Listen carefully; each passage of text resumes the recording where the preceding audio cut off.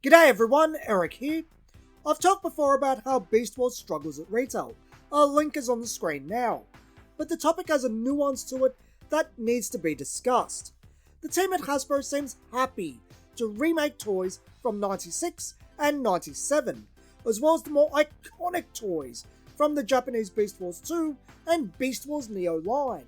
The long since leaked Big Convoy finally looking to hit shelves next year. Fusors that appeared in media are also on the table, as evidenced by Silverbolt and the upcoming Quick Strike. Even the Transmetal 2 toys are being recreated. That leaves what is quite possibly the most popular of the post-1996 Beast Wars toys, 1998's Transmetals. Mechanized, metalized, in disguise, Beast Wars, next level, Transmetals. Metallic machines 3 times as mean. New Transmetal Optimus Primal steels for battle, changing to rocket-powered hoverboard. Maximize! To full-on BattleBot with mace cannon. New Transmetal Megatron with 3 Transmetal modes. From titanium T-Rex to turbine-powered hovercraft. Terrorize! Changing again to beastly robot warrior. Up against one ape that doesn't monkey around. They're strong as steel, they're cool as chrome. Beast Wars, Transmetals. New figures each sold separately. 1990s Transformers commercials. It's a lost art. With the current era of Transformers, the paradigm shift that happened with Siege, the team has been noticeably reluctant to touch the Transmetals. Introduced in the third year of Beast Wars, along with Fusors, Transmetals are an inversion of the first 2 years of product. Due to the effects of the quantum surge, Transmetals have robotic beast modes and organic robot modes. I'm not sure this really registered as a child playing with these toys at the time, but it's one of those things that when it's pointed out, it's quite clever conceptually and results in some rather interesting robot modes. But these toys are defined by their iconic vacuum metalized beast modes. That vacuum metalization, or as the commercial called it, chrome, is precisely the problem. Vacuum metalization is not a case of the item being painted in the desired colour, but an entire process to achieve the desired look. The item is placed into a chamber, and a source metal, typically pure aluminium, is heated until it becomes a gas, which is then sent into the chamber to create a metallic coating on the item.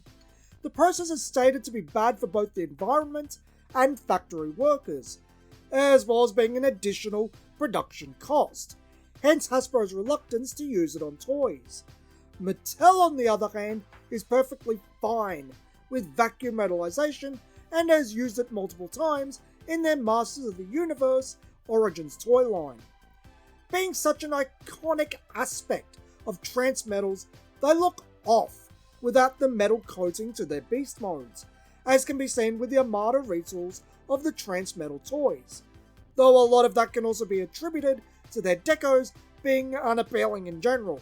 The Transmetal 2 line from 1999 also used vacuum metalization on the toys, but it's less notable of a feature due to the nature of Transmetal 2, both forms being a hybrid of the organic and the technological. The vacuum metalization is part of the toy rather than the key visual feature. This is why Transmetal 2 Megatron and Skybite were executed so well, and Tigerhawk ended up at least satisfactory. If you're enjoying today's video, be sure to like and subscribe for more Transformers content. Tell me what your favourite Transmetal toy is in the comments. Mine is Waspinator.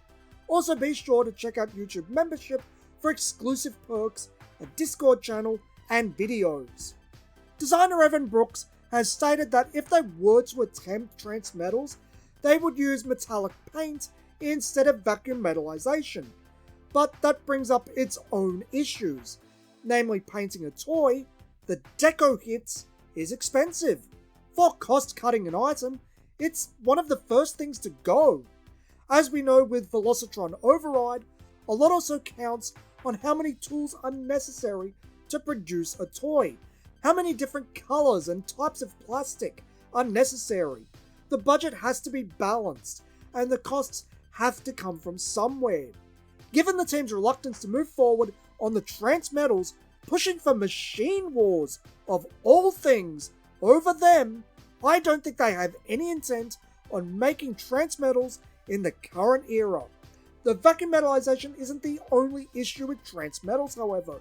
We also have to remember that Beast Wars experiences sluggish sales velocity and has since the early 2000s. Beast Wars really was a case of the right product at the right time at the right place in 1996.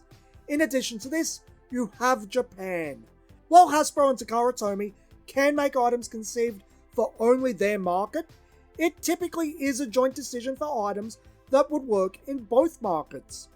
Metals, what Japan calls Season 2 and 3 of Beast Wars, never did well in the region. For whatever reason, the infamous Japanese gag dub of Beast Wars became progressively worse with these episodes, and both seasons were compressed into one season released over 4 months in 1999. Japan had actually turned off Beast Wars rather quickly, Beast Wars Neo having only 5 months at retail itself, partially because of Metals being released at the end of the year, partially due to poor sales as a result of decisions made in the concept phase, namely the Maximal Beast modes. As a result of this, the Japanese market simply doesn't have the nostalgia for Transmetals that other markets do. It's also worth noting that the Japanese version of the Beast Wars 10th anniversary line from 2006, 2007's Telemoka, was cancelled within 8 months, and the DVDs included with those toys only featured episodes from Season 1, treating the Metals season like it didn't exist. Beast Wars Masterpiece also focuses on that Season 1 cast, and Lyle Convoy. I think it's safe to assume that Takara Tomy would want no part in new Transmetal toys, and what we do have from Transmetal 2 and Fusors were Hasbro initiated. The last Transmetal toy released at retail was 2018's Optimal Optimus for the Power of the Primes line. This toy omitted one of the alt modes for the Evolution play pattern shared by all the leader class toys in Power of the Primes, and the vacuum metallization, iconic to Transmetals, was completely replaced with flat, dull plastics. This is a particularly poor deco. The blue shouldn't be as dull as it is, but it's unimportant. I want to talk about its redeco.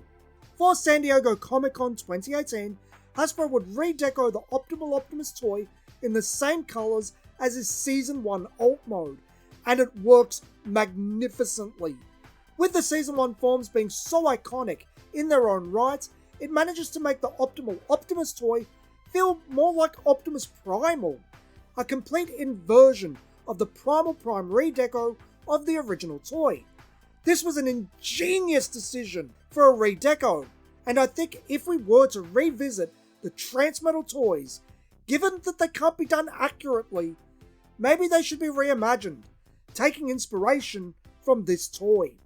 While we have seen vehicular forms for the Beast Wars cast, something that has never been explored are completely robotic beast forms for the Beast Wars cast, taking inspiration from the G1 Predacons, Dinobots, and other assorted robotic animals of late G1.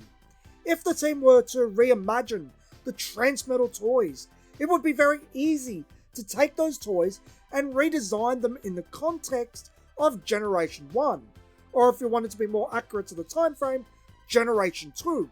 Flat, attractive colours, robotic in both forms, taking elements from both the Season 1 robots and the Transmetal beasts, run through a Generation 1 filter. I know the very idea of G1ifying anything is taboo now after the Prime toys in Legacy, but this is something I've thought about for a long time now, and is merely a suggestion. Regardless, as things stand, I think we will only see Transmetals when the team is desperate enough for new content. They don't create, only recreate, and the well of the past can only give so much. We are seriously entertaining the idea of Machine Wars, a microline that only exists because a Kenner representative said something he shouldn't have at BotCon 1996, happening before Transmetals, putting it in the same breath as Beast Machines and Energon. I think that should really establish where Transmetals sits in the grand scheme of things. Again, if you enjoyed today's video and want more Transformers content, be sure to like and subscribe.